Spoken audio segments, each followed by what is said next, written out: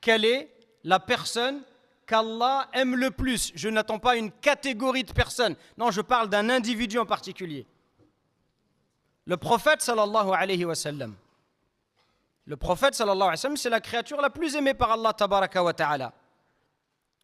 Et donc, si on analyse sa vie, alors on va voir de manière concrète qu'est-ce que ça veut dire être aimé par Allah. Puisque c'est lui qu'Allah il aime le plus. Si on regarde la vie du prophète sallallahu alayhi wa sallam, on va pouvoir y déceler tous les signes et tous les indices de l'amour d'Allah tabaraka wa ta'ala, et on va en citer 3 que vous allez déduire vous-même.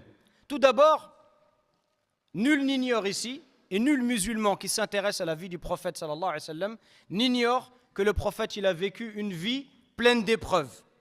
Il est né orphelin, alayhi salatu wassalam. Ça c'est une sacrée épreuve. Il est né, il n'a jamais connu son père.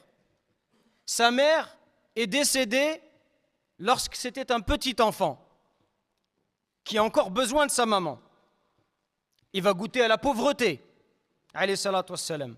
Adulte, 6 de ses enfants sont décédés avant lui. Vous imaginez ce que c'est? 6.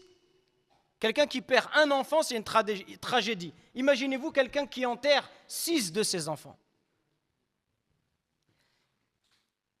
On va l'expulser de sa ville natale. Le prophète sallam invite les gens à Allah, il ne demande rien en contrepartie, il ne leur demande pas d'argent, il ne leur demande pas le pouvoir, il ne leur demande pas d'être roi de la Mecque, il ne leur demande rien. On l'expulse de sa ville, on lui fait la guerre, on complote contre lui. Même pendant les batailles, on l'a fait saigner, on lui a cassé des dents, on va l'insulter dans son honneur, on va dire que c'est un fou, un poète, un magicien, un sorcier. Ça, ce n'est pas des épreuves, mes frères et sœurs? Qui ici a vécu autant d'épreuves? Il y a quelqu'un qui a vécu autant de choses que ça?